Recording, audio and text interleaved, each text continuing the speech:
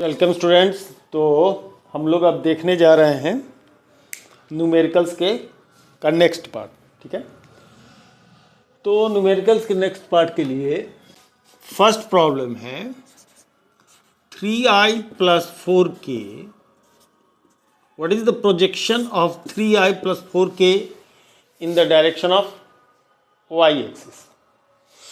तो जो ये वेक्टर है ये हमारा 3i + 4k, इसका मतलब अगर इसको पूरी तरीके से लिखा जाए तो ऐसा कुछ लिखेंगे तो क्लियरली दिख रहा है कि इसका प्रोजेक्शन क्या है, 0 है। तो y एक्सिस के अलोंग प्रोजेक्शन इसका क्या है, 0 है। बहुत सिंपल सा क्वेश्चन, बहुत साधारण सी बात।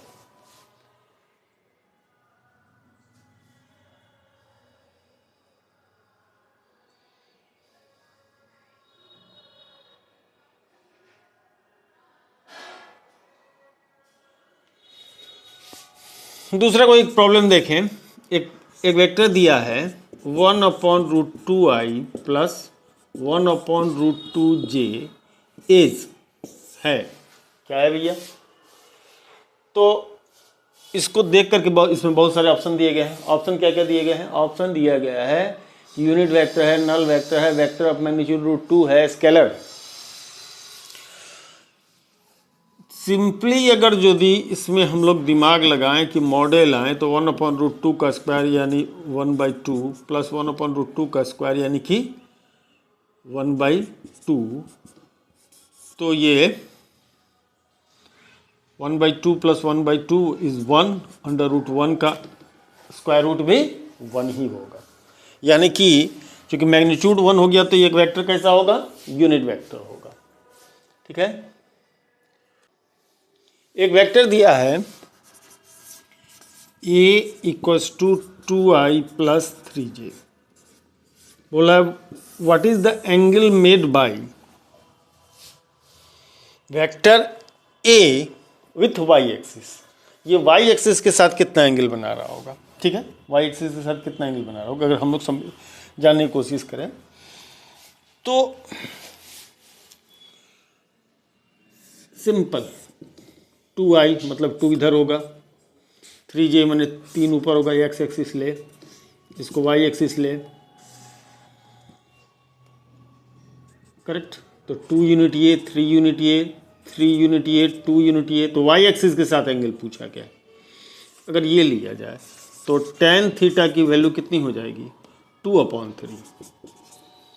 तो थीटा = tan 1 2/3 होगा। ठीक है ना। अगर x एक्सिस के साथ पूछा रहता तो ये यही चीज क्या हो जाता, 3/2 हो जाता। करेक्ट। चलिए नेक्स्ट क्वेश्चन हम लोग लेते हैं। एक क्वेश्चन है 5 equal vectors each = 10 newton are acting at a point.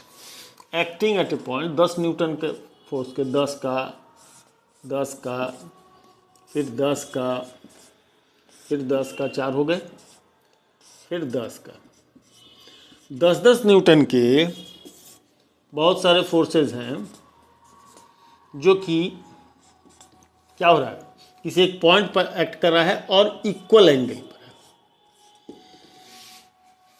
ठीक है, तो अगर ये इक्वल एंगल पर काम कर रहा है, व्हाट इज द रिजल्टेंट। तो जवाब देना है कि व्हाट इज द रिजल्टेंट। भैया एक ही बात याद रखिएगा, दो वेक्टर अगर क्या हो रहा है, 360 को बाइसेक्ट कर रहा है, 180, रिजल्टेंट 0। 3 वेक्टर काम कर रहे हो इक्वल मैग्नीट्यूड को, 360 डिग्री को बाइसेक्ट करके 120 डिग्री, 120 डिग्री और 120 डिग्री, है ना, ट्राइसेक्ट करके ऐसा कहें। 4 फोर्सेस काम कर रहे हो इक्वल फोर्सेस, 360 को इक्वली डिवाइड करके, इक्वल फोर्सेस है 90। तो ऐसी सिचुएशन में इसका भी रिजल्टेंट क्या होगा, 0, इसका भी रिजल्टेंट 0। तो अगर 5 इक्वल फोर्सेज है, इक्वल एंगल पर है एक दूसरे से, तो यानी कि 360 डिग्री को क्या कर रहा है, ये डिस्ट्रीब्यूट कर दे रहा है। तो ऐसे में इसका भी रिजल्टेंट कितना होगा, 0 होगा।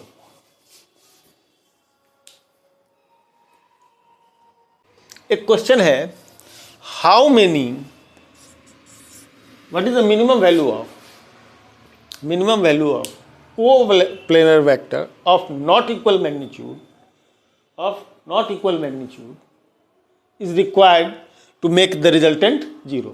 मतलब किसी एक प्लेन में कम से कम कितने ऐसे वेक्टर लिए जाएं जो इक्वल मैग्नीट्यूड के नहीं हो, उनसे रिजल्टेंट क्या हो जाए, 0 हो जाए। तो इसका क्वेश्चन है 3।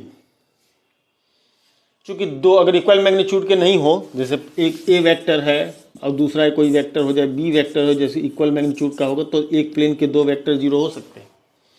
ये चूंकि 20 का ए का अपोजिट वेक्टर होगा 0 हो सकता है। लेकिन अगर ऐसा नहीं है, इक्वल मैग्नीट्यूड के नहीं हो, तो कम से कम 3 वेक्टर की रिक्वायरमेंट होगी ए बी सी की, जिसके लिए रिजल्टेंट क्या हो जाए, 0 हो जाए।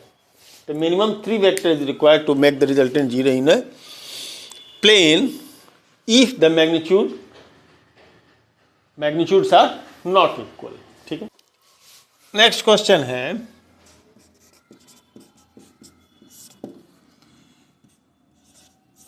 तीन पेयर दिए हैं। एक दिया है 10 10 10 बी, दूसरा दिया है 10 10 20 10 10 20, तीसरा सेट दिया हुआ है 10 20 23 10 20 23, चौथा दिया है 10 20 and 40।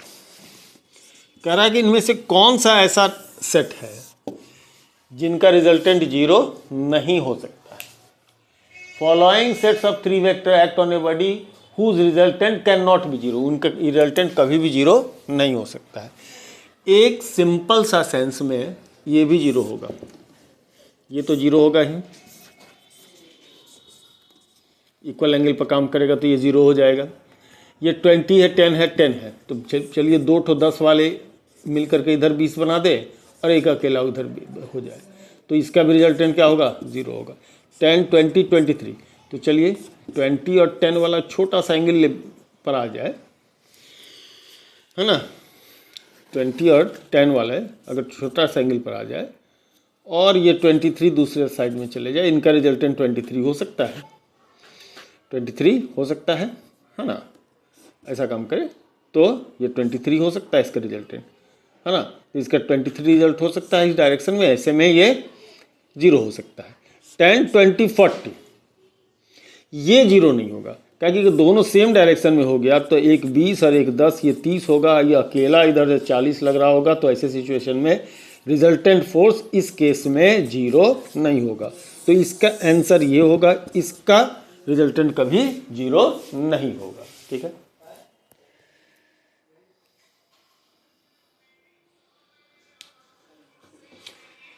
when 3 forces 50 Newton, 30 Newton and 15 Newton act on a body, then the body is,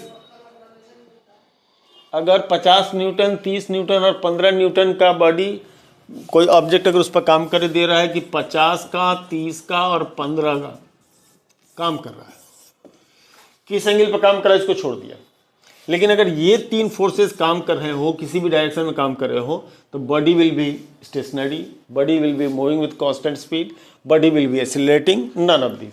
क्या ऑप्शन हो सकता है, सीधा देखिए इसी ऑप्शन को यहाँ से देखिए, 30 + 15 45, अगर अपोजिट डायरेक्शन में भी लग रहा होगा तो 45 और इधर भी आ रहा होगा तो ये कितना होगा 50। तो 50 और 45 में से देखा जाए तो डिफरेंस 5 का तो आ ही गया, 5 न्यूटन का फोर्स तो लग ही रहा होगा। किसी भी सिचुएशन में द मिनिमम फोर्स जो उस पर लगेगा वो क्या होगा, कम से कम 5 न्यूटन तो हो ही जाएगा। ऐसे में ये बॉडी क्या होगा, एक्सीलरेट करेगा, तो बॉडी विल बी एक्सीलरेटिंग, कभी रेस्ट में नहीं होगा, यूनिफॉर्म स्पीड भी नहीं होगा, वेलोसिटी में भी इसकी चेंज आएगी। Next question, the sum of 2 forces acting at a point is 60 Newton, the resultant force is 8 Newton. If the resultant force is 8 Newton and its direction is perpendicular to the minimum force, then the forces are, 2 forces का सम 16 Newton है। मतलब in magnitude की बात करें तो कोई force F1 है, कोई फोर्स F2 है, F1 फोर्स का मैग्नीट्यूड प्लस F2 फोर्स का मैग्नीट्यूड ये क्या है 16 है, और F1 प्लस F2 हमारा कितना है 8 है। और ये कह रहा है कि जो लो मैग्नीट्यूड का वेक्टर है, हाँ, जैसे फोर्स मान लीजिए F1 लो मैग्नीट्यूड का है, तो F1 के साथ रिजल्टेंट जो एंगल है ये 16 वाला है ना, रिजल्टेंट फोर्स जो है वो 90 डिग्री पर है। तो कह ये रहा है क्रिटिकल टू मिनिमम फोर्स, तो फोर्सेस बताना है, 16 दोनों है। यहां पर रिजल्टेंट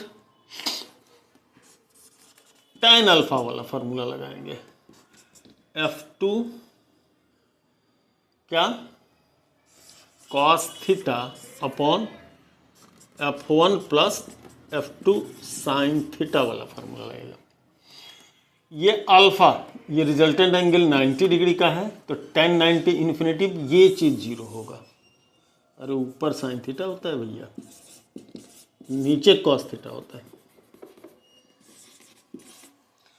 तो ये tan 90 इनफाइनाइट नॉट डिफाइंड यानी F1 plus F2 cos theta is your 0, तो F1 plus F2 cos theta is your 0, यानी cos थीटा की value minus F1 upon F2 है।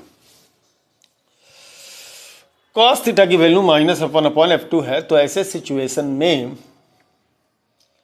हम लोग इस रिलेशन को लेकर के इसका स्क्वायर ले लें, F1 प्लस F2 का स्क्वायर, F1 प्लस F2 मैग्नी का ले ले स्क्वायर, देखो होगा F1 square plus F2 square plus 2F1 F2 cos theta. ऐसे में ये तो 8 का स्क्वायर हो जाएगा, F1 का स्क्वायर प्लस F2 का स्क्वायर, F1 का स्क्वायर प्लस F2 का स्क्वायर, cos थीटा की value minus F1 upon F2 cut जाएगा, माइनस 2F1 स्क्वायर, इसको रखिए पुट कीजिए, माइनस 2F1 स्क्वायर, तो 8 square is equal to F2 square minus कितना हो जाएगा F1 का स्क्वायर। तो इसको स्प्लिट कर दीजिए, तो F2 plus F1 into F2 minus F1, correct. F2 plus F1 कितना है, फिर से कितना है 16 है, ये 64 हो गया, ये हो गया 16 इंटू F2 माइनस F1, इसको डिवाइड कीजिए, F2 माइनस F1 की वैल्यू कितनी 16 जगह 64 4, तो F2 माइनस F1 हो जाएगा 4 और F2 प्लस F1 हो जाएगा कितना 16। तो घटाने से जोड़ने पर 16 हो और घटाने से 4 हो, 12 8 नहीं 10 6, कौन होगा 10 6 होगा क्या 12 4, क्या कौन सा पेयर होगा, जोड़ने पर 16 और घटाने पर 4, तो डिफरेंस इनके बीच का 4 का है, 10 6 16, 10 में 6 गया 4, ठीक तो है। तो x की वैल्यू 10, मैंने F1 की वैल्यू 10 और F2 की वैल्यू कितनी 6, तो पेयर ऑफ द फोर्सेज जो है वो कितने होंगे 10 और 6 के हैं। ये थोड़ा सा क्वेश्चन लंबा भी है, okay. There are 3 vectors P Q R, there is vector P, there is vector Q and there is vector R, ठीक है, एंड देयर रिजल्टेंट इज 5 12 13, 5 12 और 13, इनका जो मैग्नीट्यूड है 5 12 और 13 का, किसी का 5 है किसी का 12 रेस्पेक्टिवली है, मैग्नीट्यूड 5 12 13, चलिए रेस्पेक्टिवली ही मान लीजिए। ये 5 का मैग्नीट्यूड है, ये 12 है और ये कितना है 13 है, राइट ट्रायंगल है ये, ठीक है। P plus Q is R vector, P plus Q is R vector. ये सब मैथमेटिक्स अगर आपका सही है तो ये सब क्वेश्चन कुछ ज़्यादा दिक्कत नहीं, 5 का ये 12 का ये 5 का ये 12 का ये और ये है 13। पूछ ये रहा है the angle between Q and R is, Q और R के बीच का एंगल कितना होगा। तो ये भैया अगर Q और R, ये है P, ये है Q, ये है R, तो Q और R के बीच का एंगल पूछ रहा है ना। चलिए कॉस थीटा से ले लीजिए 12/13, कॉस थीटा से ले लीजिए 12/13, या साइन थीटा से ले लीजिए 5/13, या साइन थीटा से ले लीजिए तो ये हो जाएगा 5/13। सिंपल। ज्योमेट्रिकल कॉन्सेप्ट अगर आपका अच्छा है तो वेक्टर का सवाल लगाने में ज़्यादा कष्ट नहीं होगा, थोड़ा सा ज्योमेट्री बेहतर होना चाहिए।